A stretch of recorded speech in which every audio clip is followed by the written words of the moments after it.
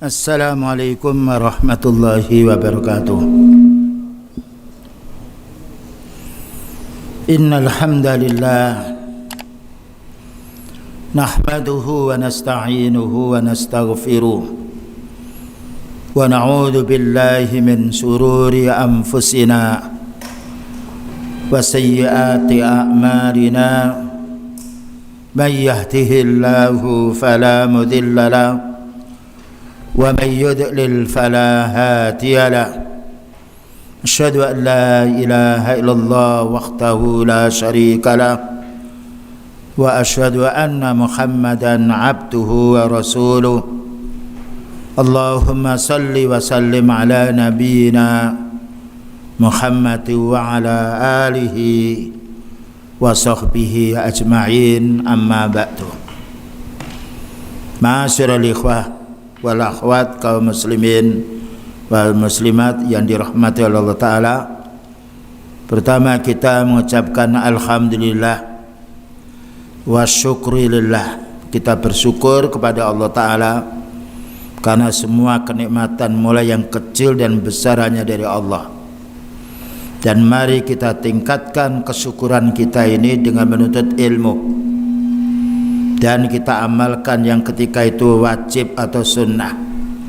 Kita tinggalkan ketika kita menjumpai larangan Allah Ta'ala yang haram maupun yang makruh. Kemudian kita mohon kepada Allah Ta'ala semoga kita tetap menjadi orang yang istiqamah menuntut ilmu, istiqamah beramal soleh, dan semoga kita selamat dari fitnah-fitnah orang kufar atau musuh-musuh Allah Ta'ala yang ingin menggelincirkan kita dari jalan yang hak ini. Karena hanya Allah Ta'ala yang kita mintai dalam semua urusan kita. Pembahasan kita untuk malam hari ini masih membahas yaitu syarah Ushulus Sunnah oleh Imam Ahmad rahimahullah ta'ala yang disyarah oleh Syekh Rabi' bin Hadi Al-Madkhali hafizahullah ta'ala. Buku aslinya halaman 25. Adapun pembahasan kita malam ini, kita memahami Al-Quran dengan hadis Rasulullah SAW. Dan ketika kita tidak faham, cukup dengan kita membaca dan memahami yang kita mampu.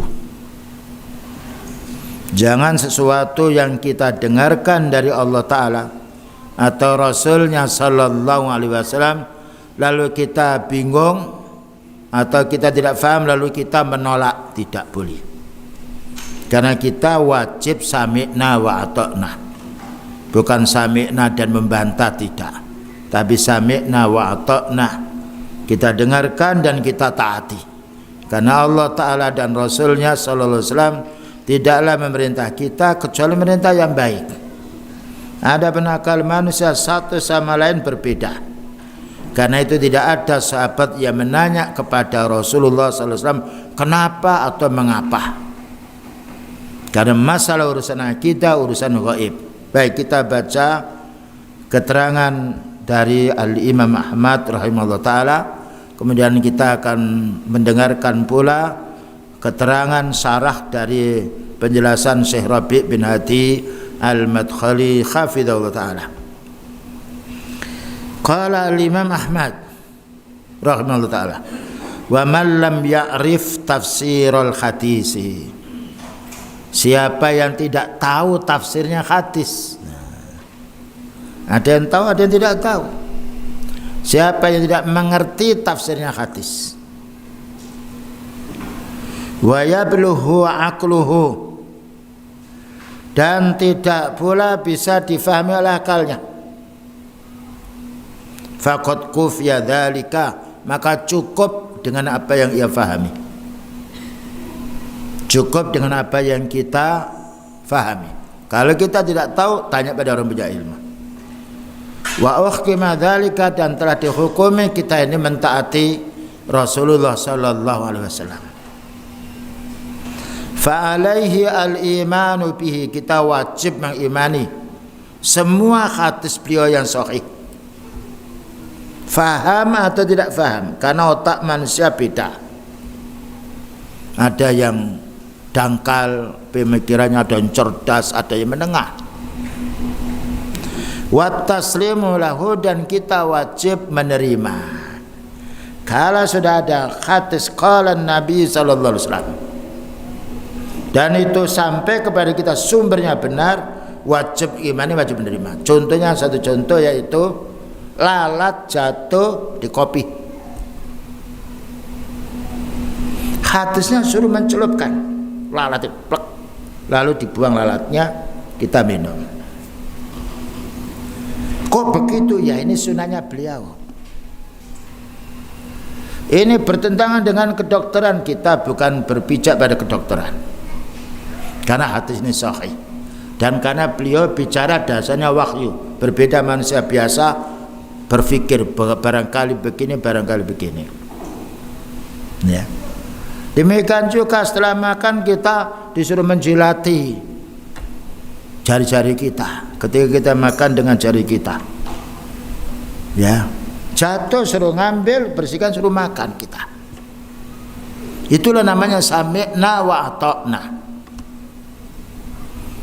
Ya. Kenapa ketika kentut kok kita mengusap muka, membasuh muka, kok tidak dubur kita? Yaitu contoh.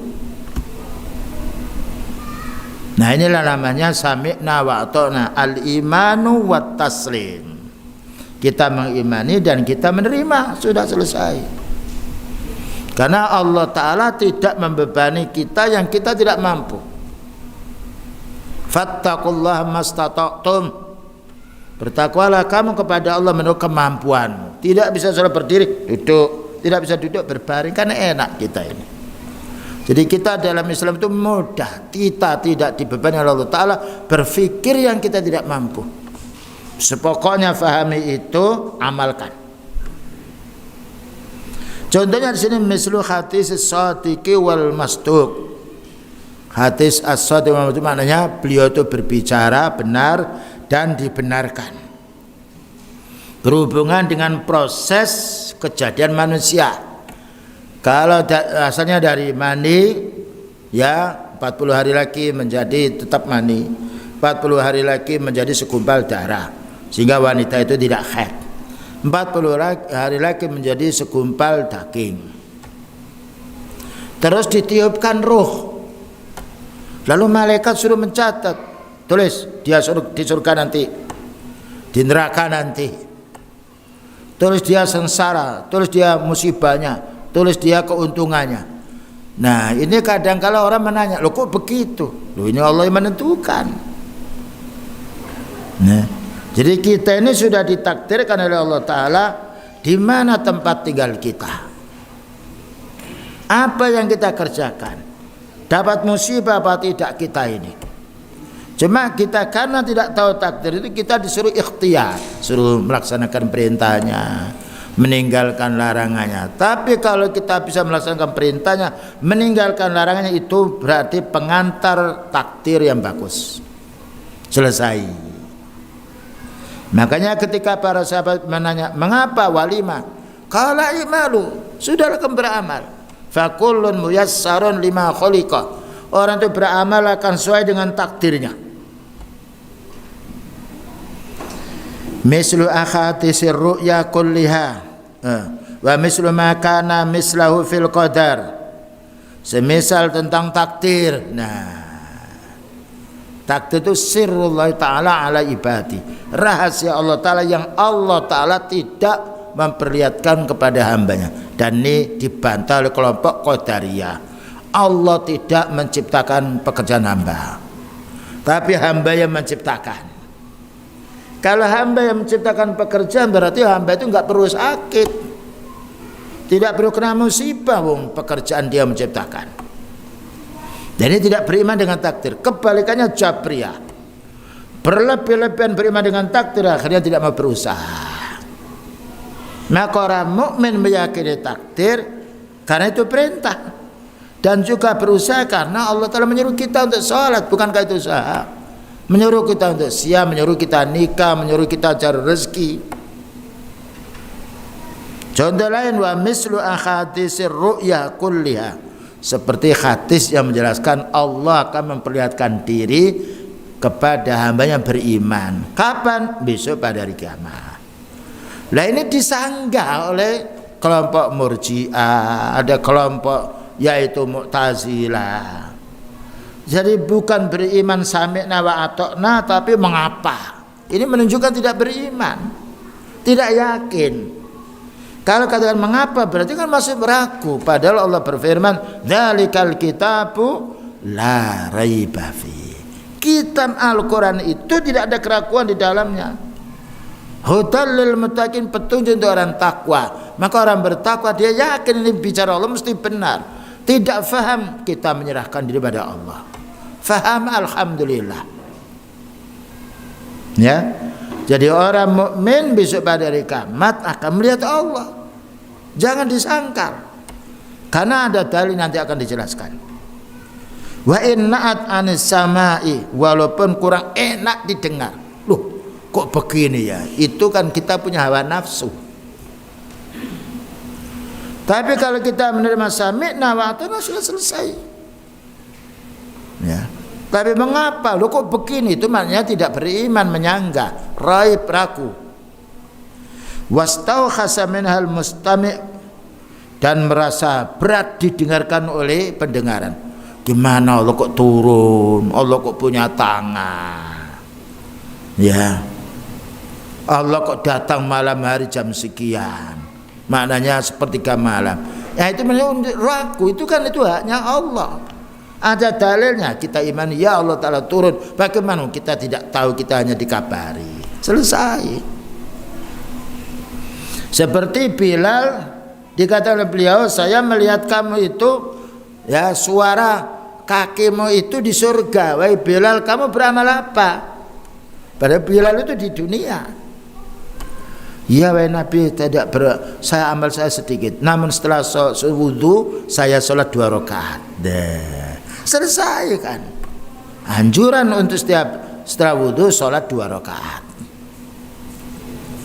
Jangan mengatakan loh, dia kan masih di dunia. Itu namanya membantah. Ya, namanya membantah. Loh, bagaimana kalau sepertiga malam di Indonesia ini jam 2, tapi di Amerika siang? Itu namanya membantah. Kita ini tidak disuruh bertanya, disuruh mengimani. La yus'alu amma yaf'alu. Jangan ditanya kenapa Allah Ta'ala berbuat. Wahum yus'alun, tetapi mereka yang akan ditanya. Kita itu akan ditanya, bukan kita menanya Allah. Ya. Wa innama alaihil iman, tapi kita wajib mengimani. Enggak paham cukup kita imani. Allah di atas arsy, kok begitu? Ini ayatnya ada. Bagaimana kita tidak tahu, kita hanya dikabari. Selesai. Wa alla yarudda minha harfan wahidan. Tidak boleh kita membantah, menolak satu huruf saja dari hadis beliau yang sahih. Bagaimana menolak hadis ahad oleh kelompok-kelompok Khawarij yang lainnya? Kalau hadis ahad ditolak, hadis mutawatir diterima. Itu mana dalilmu? Bagaimana manusia menghukumi Rasulullah sallallahu alaihi wasallam? Bukankah beliau mengutus Mu'ad bin Jabal ke Yaman 1 orang? Itu namanya ahad. Beliau sendirian seorang utusan ahad. Allah al-ahad. Qul wallahu ahad. Kenapa tidak ditolak? Inilah orang kalau dalam Islam diotak-atik dengan pikiran, mereka murtad nantinya. Seperti ahli kalam. Jadi kita mendengarkan dan yaitu menerima. Belum faham, kita istighfar pada Allah Ta'ala. Nanti akan dikasih pemahaman. Wa khairiha minal akhatisil ma'surati anis siqat. Dan hati yang lain yang kuat wajib kita imani, ya. Karena kita tidak boleh membantah. Dalam satu ayat, ma yujadilu fi ayatillahi illal ladzina kafaru. Surat Ghafir atau surat Mu'min ayat nomor 4. Tidaklah yang membantah ayat Allah atau hadisnya beliau yang sahih melainkan kufur. Kita disuruh beriman kok. Ya ayyuhalladzina amanu atiiullah wa atiiur rasul. Wahai orang beriman, taatilah Allah Ta'ala dan taatilah Rasul. Orang yang membantah ayat Allah atau khatib menganggap dirinya itu lebih pintar daripada Allah. Itulah ilmu kalam, ilmu cital. Yang mereka meninggal dunia dalam keadaan bingung. Nah, sekarang kita kembali pemahaman yang disampaikan oleh Syekh Rabi' bin Hadi Hafizahullah Ta'ala, penjelasan yang disampaikan oleh Imam Ahmad ini. Ulama dahulu ya kawan dengan sekarang itu tidak berubah. Karena ulama sekarang ini ngambil ilmu dari orang dulu, selalu memuliakan orang dahulu. Ya, bagaimana tidak memuliakannya? Mereka mendapatkan ilmu dari yang dulu. Mana di antara ulama dulu lalu mencaci syekhnya, mencaci gurunya? Tidak ada para tabi'in yang mencaci para sahabat, kecuali kelompok Syiah, kelompok Khawarij. Nah, sekarang baru menuntut ilmu 2 bulan 3 bulan seolah menjadi guru besar. Ya, ustadznya dihajar. Nah, itu tidak membahayakan yang dihajar. Rasulullah SAW dikatakan gila juga tidak bingung kok. Nah, ini harus punya adab. Orang menyampaikan ilmu itu tidak ingin mendapatkan terima kasih, tapi kita disuruh oleh Allah Ta'ala memuliakan orang ulama. Selanjutnya penjelasan wa man lam ya'rif tafsirul hadis, siapa yang tidak mengerti tafsirnya hadis, wa yablughu aqluhu, dan tidak bisa difahami oleh akalnya, faqad kufiya dzalika, maka cukup seperti itu saja. Wa uhkima lahu, dan dihukumi telah mengimani, karena Allah Ta'ala berfirman. Nah, ini dalilnya surat Al-Baqarah 286. La yukallifullahu nafsan illa wus'aha. Allah Ta'ala tidak membebani jiwa kecuali yang ia mampu, kecuali dengan usahanya, kemampuannya. Ya, makanya anak kecil itu tidak sama kewajibannya dengan yang sudah dewasa, karena keterbatasan akalnya. Karena itu orang tua yang sudah pikun bebas dia dari tanggungan, karena pikun. Kacamata dipakai mencari. Mana kacamata itu loh? Oh iya ya. Sudah makan katanya belum makan, karena akalnya sudah tidak beres. Makanya Allah Ta'ala berfirman, wala taqrabus sholata wa antum sukara. Kamu jangan sholat kalau mabuk. Sebab sholat itu harus sehat akalnya. Orang yang lupa tidak dihukum karena lupa dia. Orang salah karena tidak tahu maunya ada sholat. Kita sholat menghadap ke timur, kita yakin itu kiblat, tapi karena kita tidak tahu ya diterima. Tapi kalau sudah ada orang memberitahu, Pak, ini berbalik Pak, kiblatnya di sana. Nah, kita harus berbalik. Enak kalau kita kembali kepada ayat Allah Ta'ala. Jadi otak ini bukan untuk mengoreksi ayat Allah, tapi wajib menerimanya. Ketika faham alhamdulillah, ketika tidak faham, ini ayatnya surat Al-Baqarah 286. Ba'dhun nususi qad la tafhamuha. Sebagian dalil-dalil kadangkala kita tidak faham. Makanya disuruh menanya orang punya ilmu. Fas'alu ahla dzikri in kuntum la ta'lamun. Tanyalah kamu pada orang punya ilmu kalau kamu tidak tahu. Tapi kalau kita sudah tidak tahu, menanya pada orang punya ilmu, kita wajib menerima, jangan dibantah. Dengan bukti kita menanya, lalu bagaimana membantah? Makanya tidak ada para sahabat yang membantah Rasulullah SAW. Ini prinsip yang harus kita pahami supaya kita tidak keluar dari manhaj as-sunnah ini. Rusaknya manusia ini kenapa? Hawa nafsu. Kalau orang sudah memahami Islam dengan hawa nafsu, hancur Islam itu. Dia sendiri bingung. Barangkali banyak orang itu bingung karena urusan dunia, urusan otak-atik. Karena kalau kita kembali pada din, ternyata tenang kita ini. Karena paling benar fa inna asdaqal hadisi kitabullah. Itu sering khutbah disampaikan. Paling banyak bicara itu firman-Nya Allah. wa khairul huda hudan nabi sallallahu alaihi wasallam, dan paling banyak petunjuk beliau. Tapi kalau Allah Ta'ala sekarang nggak perlu. Kalau Nabi tidak perlu, lihat di internet itu, YouTube yang lainnya nggak ada kalau Allah Ta'ala kalau Nabi. Yang ada pikiran mencaci sana kemari, nggak selesai. Bingung kita ini. Tapi kalau kita baca kitabnya para ulama sunnah, subhanallah. Mayal hikmatu walakin mayal hikmatu wal ghayatu fiha. Tetapi apa hikmahnya? Sebagian kita tidak tahu ini. Wa ma sirru min wara'ya, dan rahasia apa di balik itu kita tidak paham ini. Fa alaika bil iman. Kita disuruh beriman.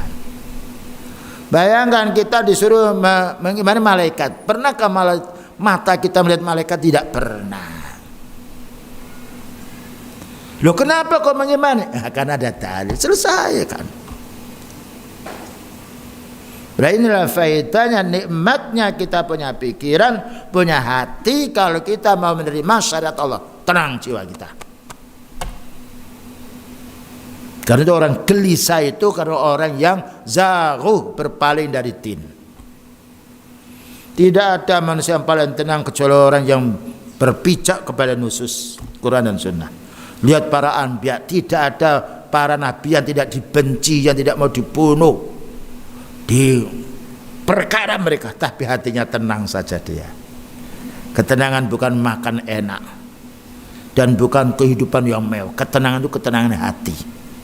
Dan ketenangan hati itu hanya satu, ala bi dzikrillah tatmainnul qulub.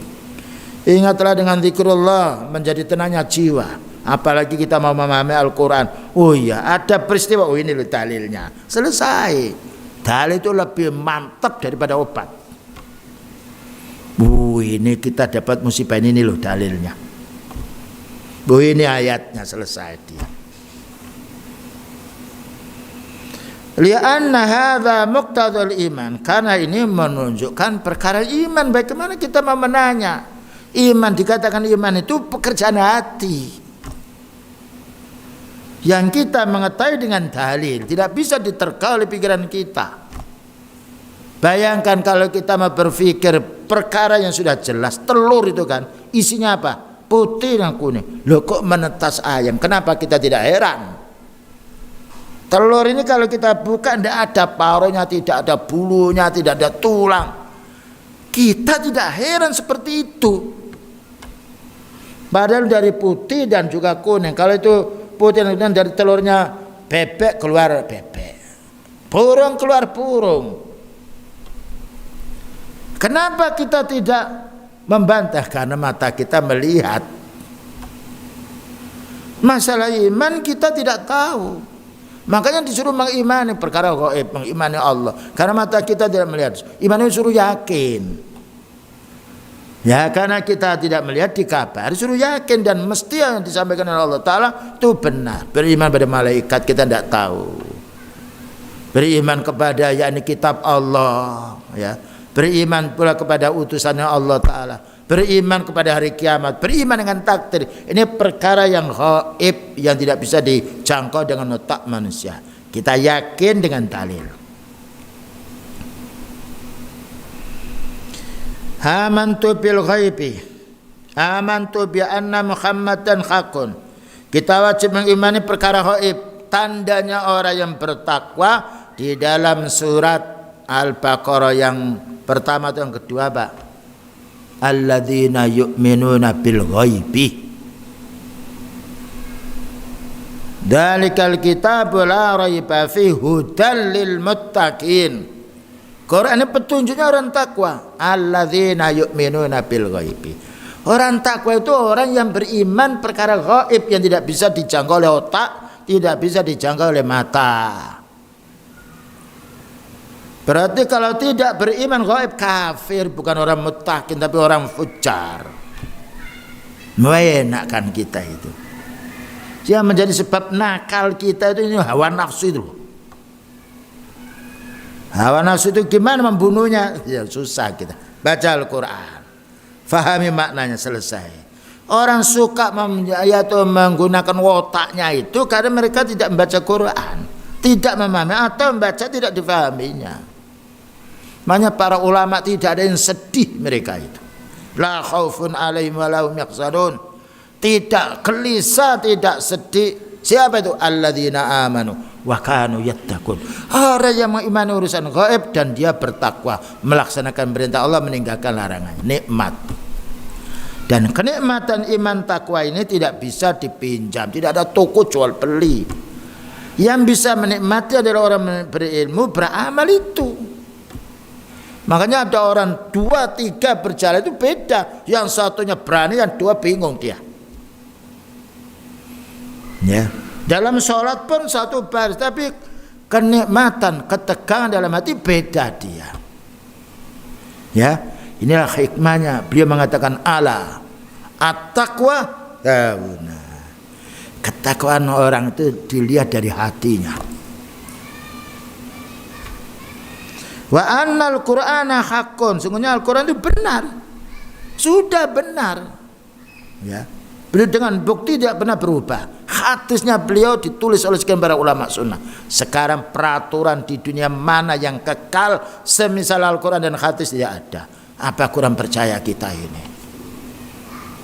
Punya sumber yang sangat baik, yang tidak bisa dibantah dengan otak manusia. Lah kok masih ragu-ragu ini karena apa? Karena kita ini selalu banyak melihat internet. Bayangkan, coba antum misalkan setengah jam atau 1 jam, 24 jam ambil 1 jam, baca Quran dan fahami maknanya, fahami hadis, 1 jam saja akan kelihatan. Bagaimana kalau 2 jam? Kalau baca Quran itu 1 juz itu 40 menit. 1 juz itu standar, tidak terlalu lambat, tidak terlalu cepat. Antum bisa buktikan. Hanya 40 menit. Tapi difahami orang bisa memahami maknanya. Subhanallah, kenikmatan yang mengalahkan nikmatnya makannya hanya di lidah. Kenikmatan di iman menjiwai semua anggota badan. Bergembira di mana tempat dia ketika ada musibah, ini ayatnya. Ketika ada permusuhan, ini ayatnya. Senantiasa diingat ayat Allah, bukan makanan. Nah, ini yang perlu kita mantapkan kita ini. Kita malu di hadapan orang kalau sudah umur 60 membaca Quran belum bisa.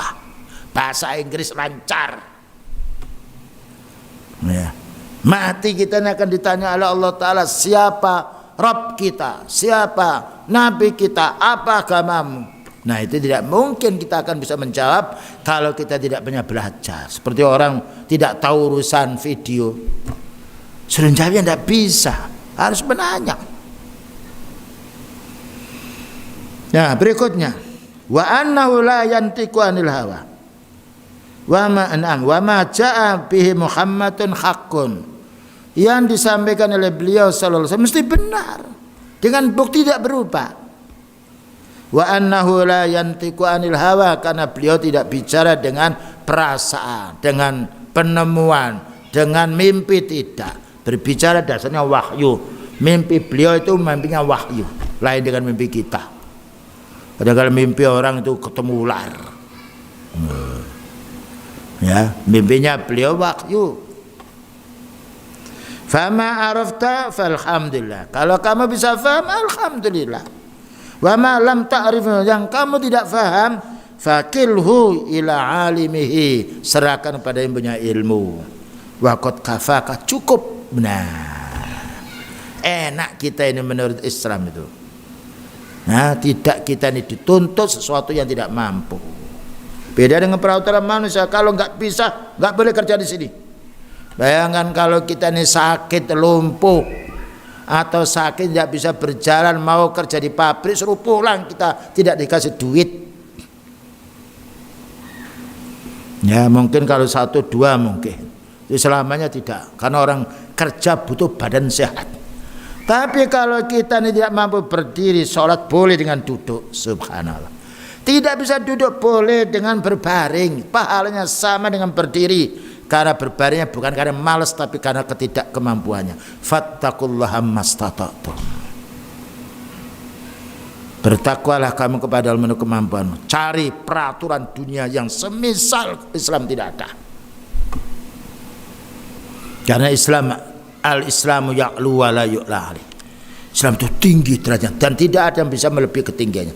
Makanya ini dunia yang digarap itu bagaimana Islam itu mati. Yuriduna liyutfi'u nurallahi biafwahi. Mereka ingin memadamkan Islam dengan mulut-mulut mereka. Tetapi wallahu mutimmu nuri. Allah yang menyempurnakan cahaya Islam ini. Sejak dulu oleh para nabi, para rasul, yang dibenci itu para utusan Allah bukan karena mencuri, bukan karena mengambil haknya orang lain, bukan karena menzinai wanita, tidak, karena istiqamahnya di atas yang hak. Lah. Padahal orang Islam itu orang paling bagus, tapi hawa nafsu tidak senang dengan Islam, dan itu kita buktikan sendiri. Bangun malam itu kalau untuk sholat berat, tapi kalau dibangun nanti kita rekreasi sama-sama, cucu semuanya bangun semuanya. Nah, bayangkan nanti besok ya, kamu siap bangun malam ya. Kalau tidak bangun, saya tidak ajak pergi ke pantai. Bangun mereka, bangun ke pantai. Bangun sholat belum tentu mau dia. Karena sholat itu dibenci oleh hawa nafsu, maksiat disenangi oleh hawa nafsu. Kita lanjutkan. Ada pertanyaan di sini. Nah, yang disampaikan para pendengar kepada Syekh Rabi' bin Hadi Al-Madkhali. As-su'alul awal. Hunaka min ikhwanina as-salafiyin man yusalisuna ahlal ahwa.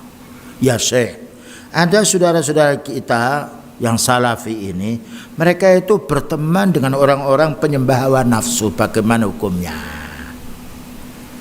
Ya ikhwan, memelihara ilmu itu lebih sulit daripada memelihara unta atau kambing, karena bisa disuruh orang, menyuruh orang, itu kambingku pelihara. Memelihara ilmu amal ibadah ini kita sendiri dengan pertolongan Allah. Dan umumnya yang terpengaruh itu orang yang baik terpengaruh dengan orang yang jelek. Jelek apa? Bukan jelek rupa, tapi jelek akidahnya. Dan umumnya orang yang jelek akidah itu kita ajak kepada sunnah berat, bahkan kita malu. Itu hawa kita itu punya hawa nafsu. Mengucapkan salam kepada semuanya temannya karena beda agama nggak mau dia. Padahal ada saudara kita yang Islam, Assalamualaikum, belum tentu mau. Bahkan mengucapkan Allah Rabbuna nggak mau, Tuhan nggak mau. Itu kenapa? Karena teman. Padahal kita ini sholat menyebut Allah. Qul huwallahu ahad, bukan qul Rabbuna. Qul huwallahu ahad. Nah, ini pertanyaan bagaimana Syekh, saudara kita salafiyin ini bolehkah duduk-duduk dengan orang penyembah hawa nafsu yang mendahulukan rasionya? Saat kuru ba'dal amsilalakum, akan saya sebutkan contohnya untuk Syekh ini. Waqad khasala hadza li Ibnu Uqail, dan ini telah diperolehnya oleh Ibnu Uqail, Ibnu Aqil. Wa khasala al-Baihaqi, dan juga telah diperolehnya oleh Imam Baihaqi. Wa khasala lil Harwi, dan juga pernah dialami pula oleh Imam Harwi. Wa khasala li kasirin, dan banyak pula yang yaitu mengalami seperti ini.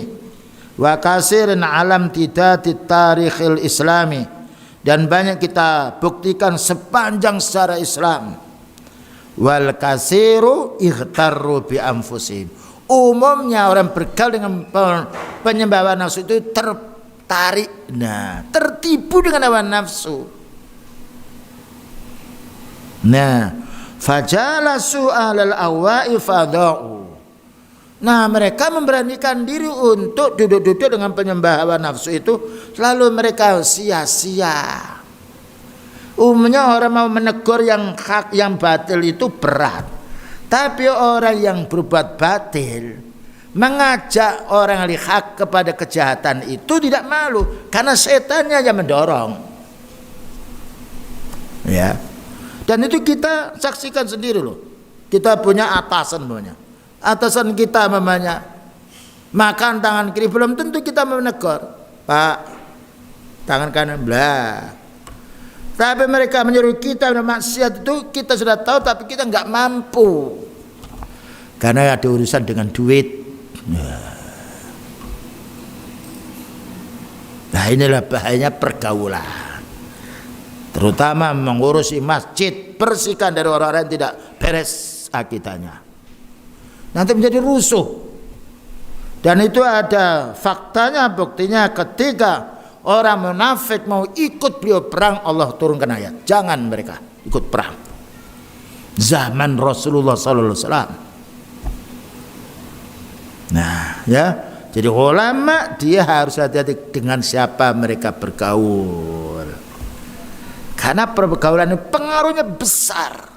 Yang asalnya qala Allah Ta'ala wa qala Nabi, ketika bergaul dengan orang-orang yang ahli pemikiran qala fulan, diam mulutnya qala Allah Ta'ala qala Nabi, dan kita tidak menyebut nama tapi jumlahnya orangnya banyak. Nah, inilah fatwanya para ulama sunnah. Wa fi hadzal asli, dan menurut asalnya ini, ibarun wa idatun kasiratun, merupakan pelajaran dan perhatian yang banyak. Wa kasratun khasalat li unasin kanu yattabi'una salafiyin, banyak orang yang asalnya mengikuti as-salaf, tetapi falimu jalasatim, karena duduk dengan si fulan, gurunya sendiri, ustaznya dia dicaci maki. Karena apa? Beda dengan kawan ini, memang berat kawan ini. Wa mukhalatatihim, dan karena bergaul dengan mereka. Wa qira'atihim li kutubi ahlul batil, dan karena membaca kitab mereka. Karena apa? Orang munafik itu kalau bicara menarik, kalau orang Islam bicara itu apa adanya, pahit ya dikatakan pahit, ketir ya ketir, manis ya manis, enggak ada penipuan. Orang munafik yukhati'una Allah, menipu Allah. Walladzina amanu, menipu orang mukmin. Ini wasiatnya para ulama sunnah.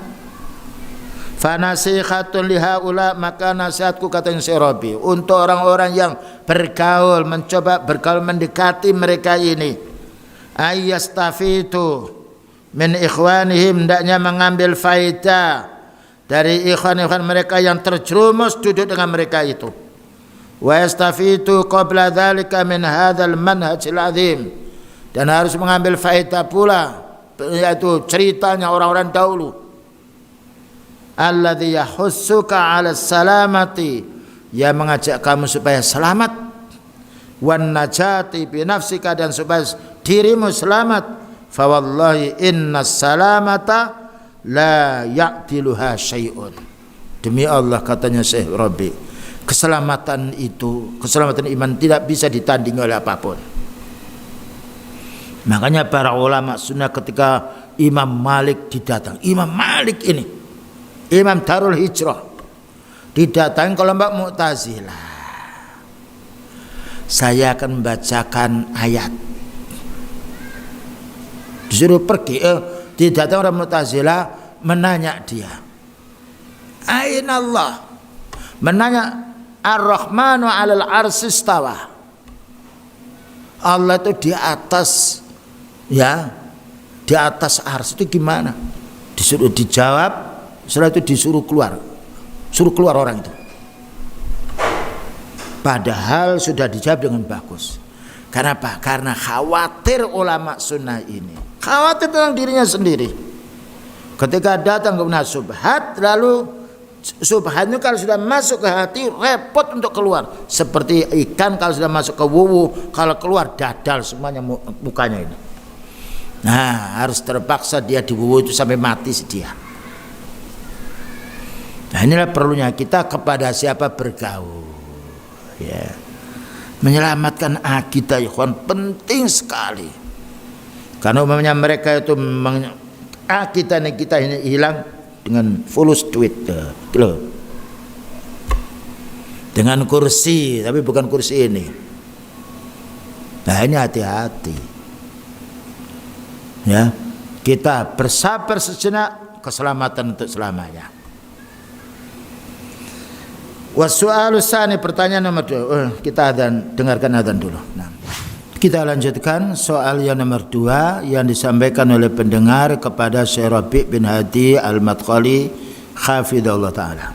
As-su'alu tsani minal ma'lumi annal khilafa fil furu'i sa'ihun bisurut. Pertanyaan demikian. Wahai Syekh, perselisihan dalam masalah fikih itu boleh dengan syarat, ya. Perselisihan dalam masalah urusan fikih itu boleh dengan syarat. Fama hiya dhawabitu allati yakunu fiha al-khilafu fi ba'dhi masail aqidati sa'igon. Ya. Maka persyaratan apa wahai Syekh? Kita ini boleh berselisih dalam masalah akidah. Nah, ya. Persyaratannya apa saja kita ini boleh berselisih dalam masalah akidah. Ya, pertama tadi wahai Syekh, masalah urusan fikih, urusan muamalah itu boleh kita berselisih, tentunya dengan syarat. Nah, permasalahan akidah yang kita boleh berselisih itu apa saja? Ya. Dijawab sini, wallahi ma arahunaka ay musawwahin lil khilafi fil aqidah. Demi Allah, beliau menjawab, tidak boleh kita berselisih dalam masalah akidah. Karena akidah itu tidak menerima ijtihad. Karena urusan gaib. Ya. Kemudian wa ma yata'allaquna bihi mimma yansibunahu ila sahabati annahum mukhtalifuna fil aqidah fahum la yakhtalifu fi syai'in. Kalau kamu mendengar para sahabat berselisih dalam masalah kita, itu tidak benar, ya. Jadi kalau kamu mendengar bahwa para sahabat berselisih dalam masalah kita, tidak benar. Karena tadi ayatnya alladzina yu'minuna bil ghaibi wa sayatina insyaallah fi turusin min hadhihi risalah, dan akan kami jawab lebih jelas untuk waktu berikutnya. Kesimpulannya begini. Dalam masalah urusan akidah, mulai Nabi Adam sampai beliau sallallahu alaihi wasallam tidak ada perubahan. Seperti beriman kepada Allah, beriman kepada hari akhir, tidak ada. Yang ada perubahan itu masalah muamalah. Seperti dulu menikahi saudari itu boleh pada zaman Nabi Adam, tapi sekarang tidak boleh. Dulu sholat itu 50 kali pada zaman Nabi siapa? Musa. Sekarang 5 kali tapi pahalanya seperti 50 kali. Dulu siam itu wajib 1 hari siam, 1 hari berbuka. Sekarang yang wajib berapa bulan? 1 bulan, bulan Ramadan. Nah, itu masalah urusan fikih boleh berubah dengan syarat perubahan itu dari nas. Dulu pertama kali nikah mut'ah itu boleh. Nikah 5 hari cerai, 10 hari cerai. Setelah itu dihapus. Tidak boleh menikah mut'ah. Kita menikah harus punya prinsip ingin menolong wanita itu. Nah, persyaratan bolehnya berselisih ini dengan dasar orang itu punya ilmu. Seperti i'tidal, ada yang berpendapat sedekap, ada yang tidak. Ini bukan masalah kita, tetapi ini masalah furu', masalah urusan fikih di dalam masalah urusan yaitu ibadah kita yang zahir. Mani ada yang mengatakan najis, ada yang mengatakan suci. Tapi itu tidak mengeluarkan orang dari Islam. Karena yang berbicara adalah orang punya ilmu. Man ijtahadal hakimu fa akhta'a falahu ajrun. Siapa yang dia hakim orang punya ilmu, hakim itu menurut ahli hadis derajatnya lebih daripada muhaddis, karena mengetahui semua seluk beluk Islam kecuali satu dua yang tidak tahu. Nah, ketika hakim dia keliru beristihad, ya, maka dia dapat satu pahala. Kalau benar dua, contohnya kita sholat itu tidak boleh menghadap kecuali kiblat.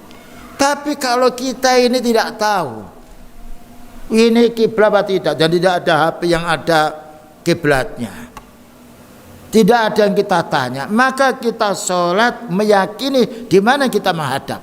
Kita harus niat untuk menghadap kiblat. Ternyata setelah sholat diberitahu, Pak, tadi sholatnya kok menghadap ke selatan. Ustaz tidak tahu, tidak harus mengulangi.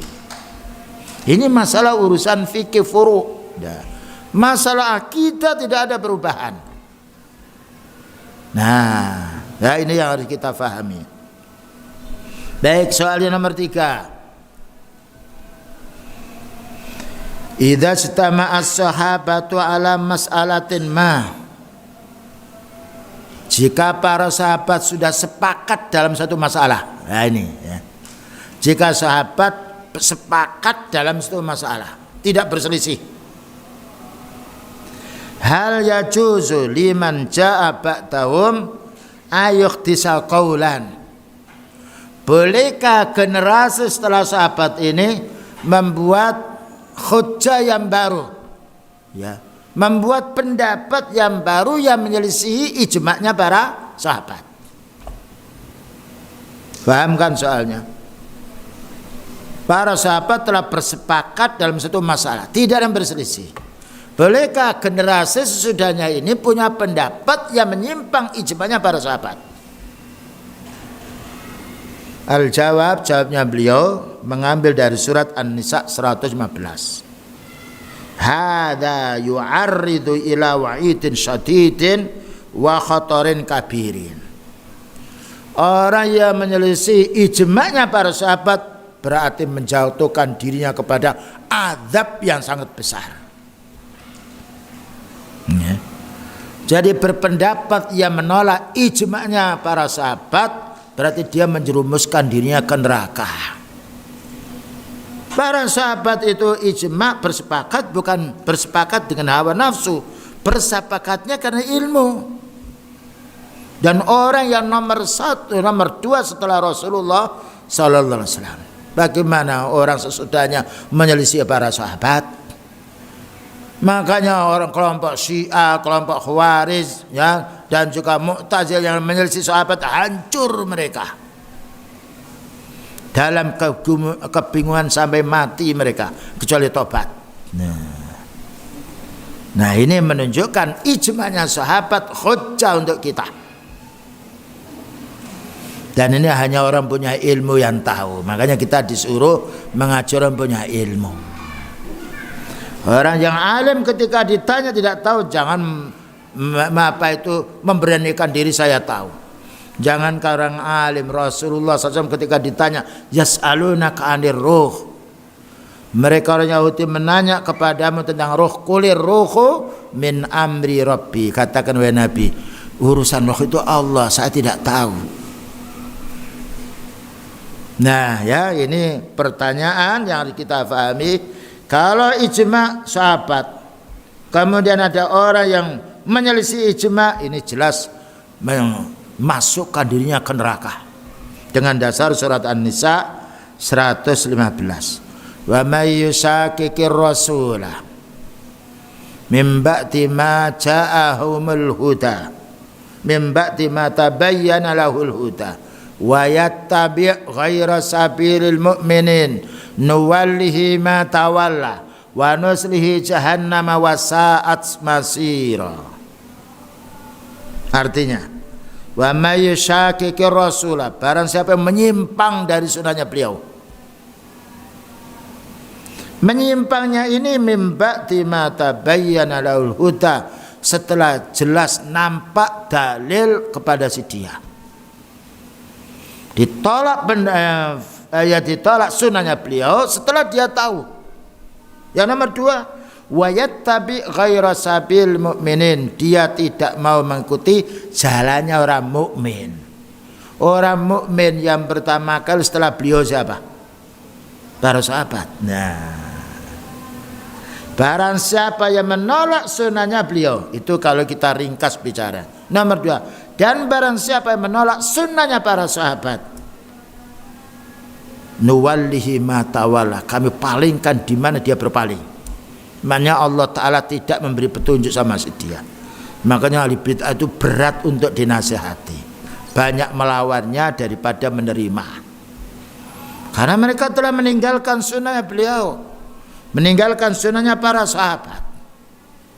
Maka Allah palingkan dia ini di dunia. Yang nomor 2, wa nuslihi jahannam, dan kami akan masukkan ke neraka jahanam. Ya dan bila dzalik wasat masirah, dan paling jeleknya tempat kembali. Ya.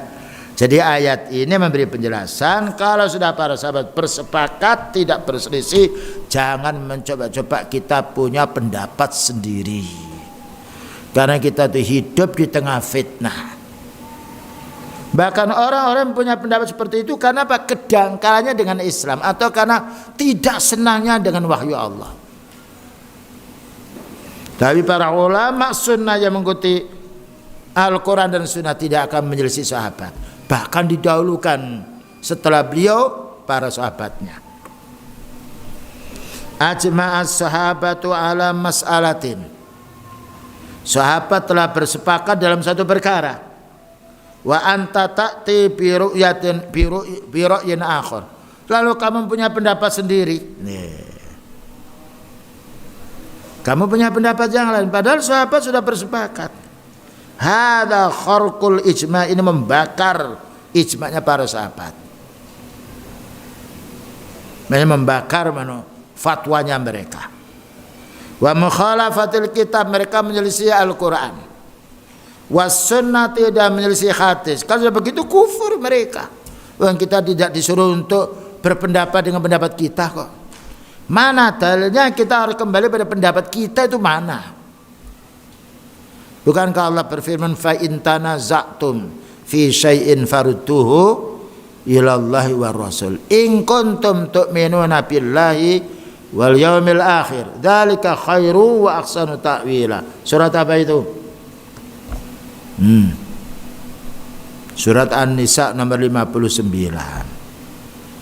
Kalau kamu berselisih dalam semua urusan, kembalikanlah kepada Allah. Farutuhu ilallah, bukan kembalikan pada pendapatmu atau ayah kita, nenek, kakek kita, tidak.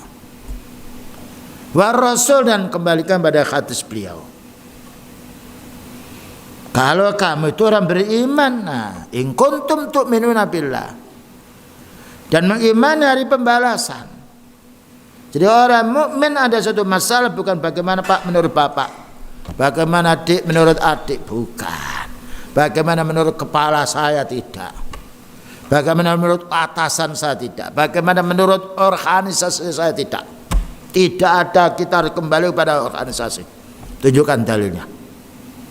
Tapi farudduhu ilallah war rasul. Tapi kenyataan farudduhu ila fulan. Wah, katanya orang tua begini kok, pimpinan saya begini kok.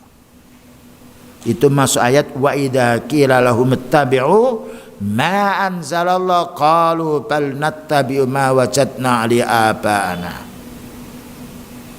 Ketika mereka disuruh untuk kembali kepada Allah dan Rasulnya, oh kami mengikuti bapak-bapak kami dulu kok.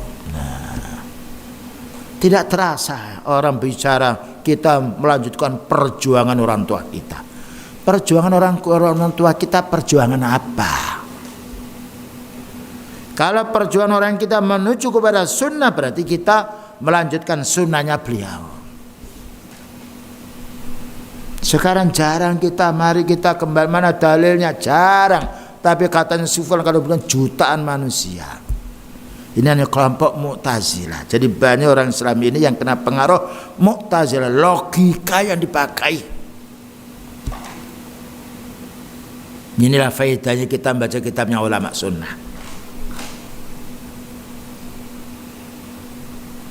Wa masyaqatun lillahi wa rasuli, dan ini berarti mereka itu maksiat kepada Allah, durhaka kepada Allah Ta'ala, dan durhaka kepada Rasulnya, wal mu'minin, dan durhaka pula orang mukmin yaitu para sahabatnya Nabi sallallahu alaihi wasallam. Wattiba'u li ghairi sabil mu'minin fala yajuzu, mengikuti jalannya selain para sahabat tidak boleh kita. Wong kita disuruh mengikuti sahabat kok. Mana ayatnya? Was-sabiqunal awwalun minal muhajirin wal ansar walladzina tabauhum bi ihsanin radhiyallahu anhum wa radu'an. Surat apa itu? Ini terlalu banyak kita baca Quran ini. Surat Taubah 100. Nah, sekarang banyak ikhwan HP itu di-download bahasa Arab, ya. Klik ketahuan nanti. Nah, itu baru manfaat karyanya orang-orang yang tidak Islam kita beli. Tapi kalau kita hanya melihat situasi bagaimana, remek pikiran kita.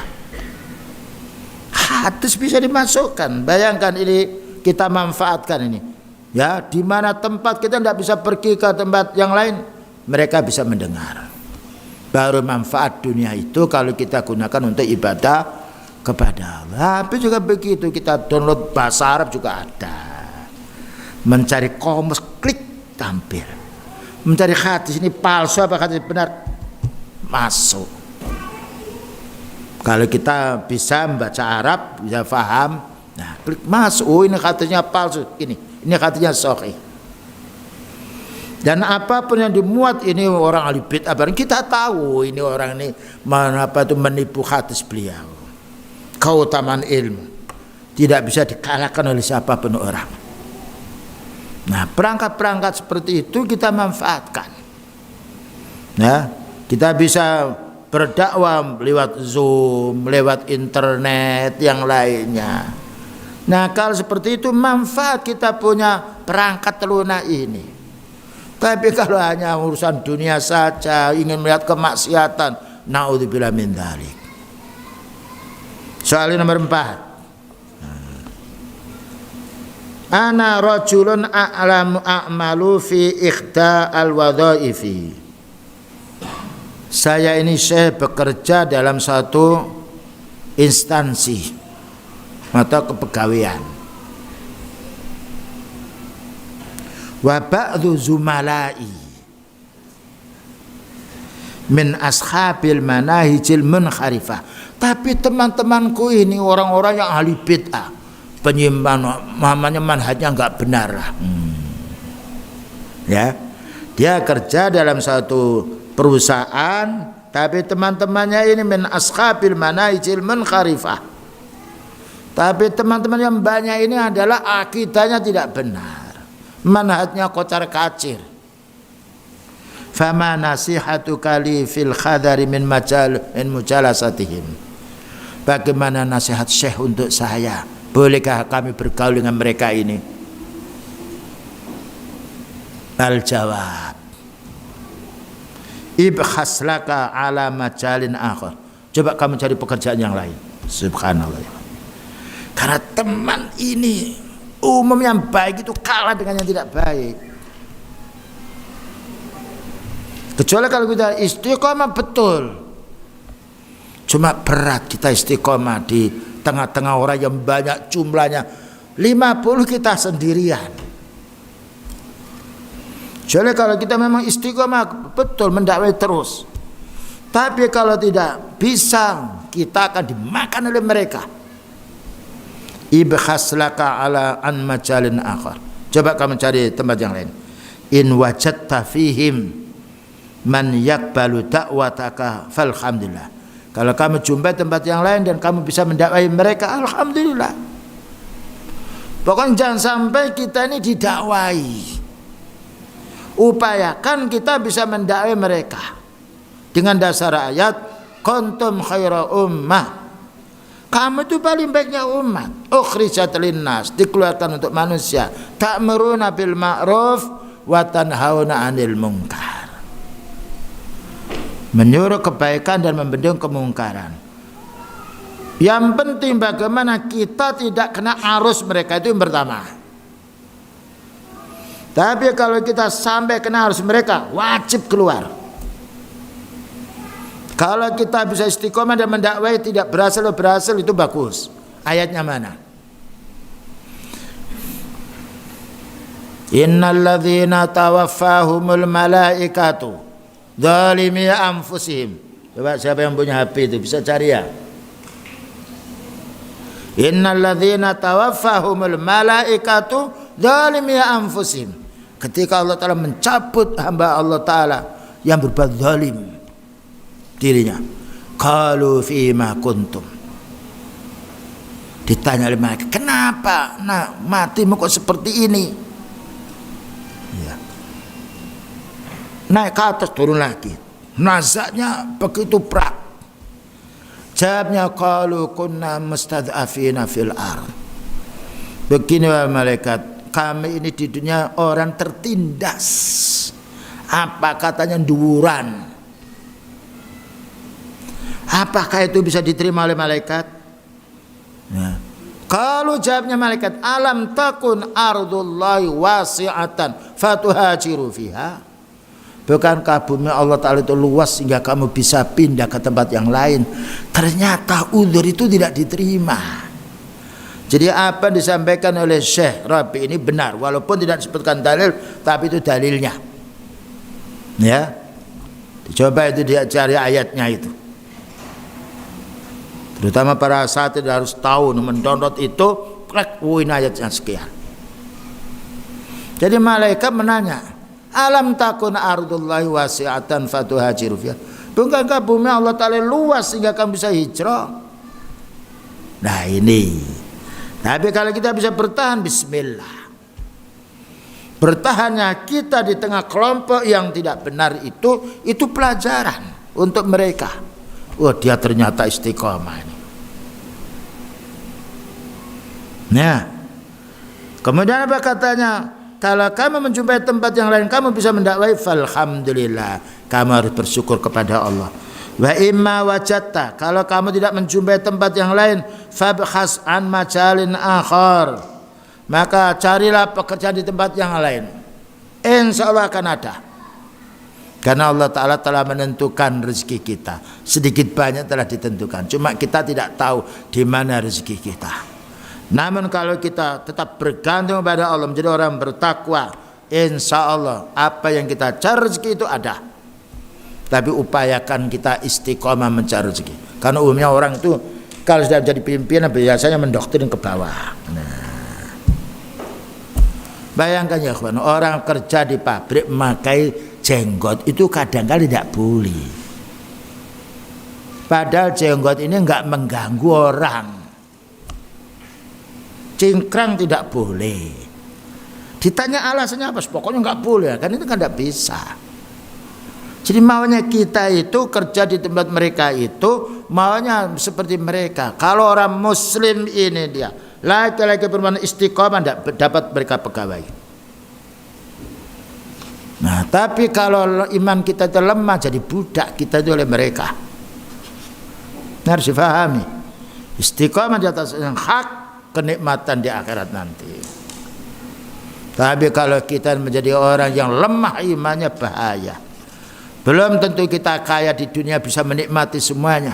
Mati kita tinggalkan semua dunia ini. Berhadapan dengan Allah Ta'ala kita dengan amal kita. Nah ini yang perlu harus kita waspadai.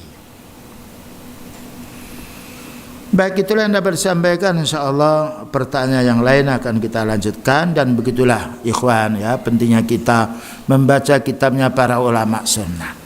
Ternyata kita ini masih banyak dosa, tapi ada baiknya kita mencari yang hak ini. Karena Allah Ta'ala itu pemberi petunjuk. Dan Allah Ta'ala belas kasihan pada hambanya. Apapun kalau kita dengar bersabar, insyaAllah Allah Ta'ala yaitu memberi kemudahan kita untuk merubah sikap. Dan juga untuk menjadi orang bersabar di tengah-tengah hidup yang banyak fitnah ini. Barangkali ada yang ditanyakan, silahkan.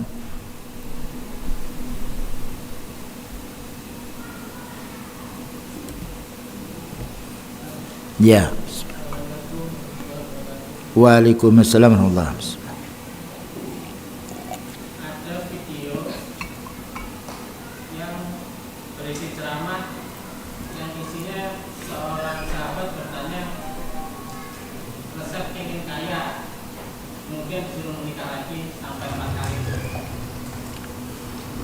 Wah, saya kok belum tahu katanya menikah lagi sampai 4 kali itu. Kalau ada ayatnya, fal yasta'fifil ladzina la yajiduna nikahan hatta yuhnihimallahu min fadli. Hendaknya bersabar yang belum nikah sampai Allah Ta'ala memberi kecukupan. Fankihu ma taba lakum minan nisa'i masna wa sulsa wa ruba wa in khiftum alla ta'dilu fawahidah. Nikahi wanita itu 2 atau 3 atau 4 kalau kamu mampu. Kalau tidak mampu ya 1 saja. Itu pun 1 kita harus berbuat adil. Itu dalil yang kami jumpai. Masalah kita yang disampaikan tadi itu. Nah, yang tidak tahu saya tanya pada mereka, kalau ada hadis saya terima. Kalau hadis sahih akan saya rala. Karena kita bicara banyak. Wala takfu ma laisa laka bihi ilmun. Kamu jangan berbicara tanpa ilmu. Nah, orang yang belum mampu menikah itu enggak boleh memaksakan diri. Hendaknya bersabar dulu cari duit, ya. Apalagi pada zaman sekarang orang tuh lahir enggak seperti dulu. Dukun desa, ya, jamu air mancur 1 kotak ini selesai. Sekarang ikso apa di USG ini 24 datang kemari lagi, ibu sana lagi perlu operasi berapa itu. Nah, sekarang banyak masalahnya, ya itu tadi, inilah teknologi canggih. Nah, gimana kita menikah? Kita wajib menafkahi istri. Tanggung jawab kita, anak harus kita nafkahi. Makanya ya masyarus sabab, man istata'a minkumul ba'a falyatazawwaj. Wahai pemuda, kalau kamu mampu untuk menikah, nikahlah. Bukan mampu syahwat, mampu menikah membiaya. Wa man lam yastati' fa'alai bisawm. Kalau belum mampu ya upayakan siam, karena siam itu mengurangi syahwat, mengurangi yaitu tegalnya syahwat. Disuruh bukan suruh menikah 2, 1 saja suruh sabar. Nah, itu hadisnya, ya. Jadi kita bukannya sekedar tawakal, yang penting ini sunnah. Betul, orang mengamalkan sunnah harus ada kemampuan. Berapa banyak orang menikah ini bukan kok tidak boleh menikah lebih dari 1, dititipkan istrinya di tempat yang lain, sembunyikan, ya, dipaketkan lagi. Ditanya mana itu siapa? Oh itu apa, itu teman, padahal itu. Ini kan dusta ini.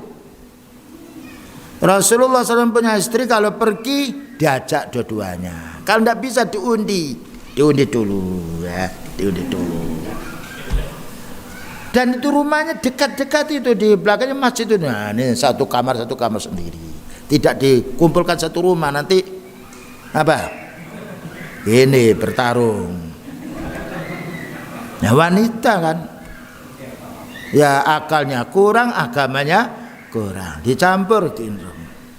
Kecuali 1-2 yang sifatnya sudah tauhid. Nah seperti itu pun beliau bisa mengatasi masalah. Ketika ada cekcok istri dengan istri, beliau tahu ini watak wanita, bersabar beliau. Bahkan tidak ada satu pun yang dicerai dari istrinya, kecuali pas pertama menikah dengan orang, ya, dengan wanita, ya, mana wanita itu mencaci. Ya sudah, kalau begitu saya tidak menikah dengan kamu. Tapi cuma sampai Saudah, itu istri yang paling tua. Begini wahai Nabi, tidak mengapa bagianku ini kasihkan kepada Aisyah. Aku masih senang hidup dengan Rasulullah SAW. Nah itu namanya udzur, boleh. Tapi ini sebulan nggak datang dimarahi lagi. Kadang-kala nafkahnya dititipkan orang tua. Istri yang satu setiap hari. Mana istrimu? Enggak, saya enggak punya istri. Bohong juga.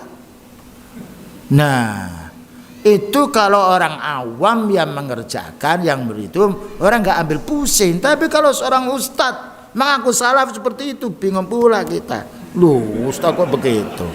Makanya landasan kita bukan ustadz. Nah, Ustaz bisa mengantuk, bisa tidur ya yang lainnya. Nah, kalau punya istri itu harus giliran, bahkan beliau itu setiap sore mengunjungi semua istrinya. Ya, berwudu, kalau berwudu di tempat itu, yang lain berwudu di tempat itu. Kalau malam bergiliran. Siapa yang tidak senang kalau setiap hari orang menikah itu sebagaimana seorang suami ingin ketemu istri saya mana. Seorang istri juga begitu, mana suami saya kok nggak ada. Dia di situ beberapa hari, saya hanya di 1 bulan sekali. Walaupun tahu umpamanya ridho si istri itu, tapi ya ini bahaya. Mungkin ridho karena keterpaksaan dia, tapi wanita begitu, kurang akalnya, kita harus memakluminya. Makanya harus berbuat adil. Kalau tidak, sengkle pundaknya besok pada hari kiamat. Ini bukan berarti melarang orang yang sifatnya ta'addud, silakan, tapi harus jujur, siko dan benar, dan harus adil. Ada lagi yang ditanyakan? Melek semuanya sekarang. Baik Irfan, kalau sudah tidak ada, kita cukupkan sekian, dan kita mohon kepada Allah Ta'ala semoga kita tetap sehat, badan kita sehat pula hati kita, sehingga bisa menuntut ilmu, mengamalkan sunnahnya beliau, menjauhi kebid'ahan, dan semoga kita dikarunia Allah Ta'ala bersabar di tengah zaman yang kita banyak fitnah ini. Wa sallallahu ala nabiyyina Muhammadin wa ala alihi wasallam. Subhanakallahumma bihamdika asyhadu an la ilaha illa anta astaghfiruka wa atubu ilaik. Walhamdulillahirabbil alamin. Wassalamualaikum warahmatullahi wabarakatuh.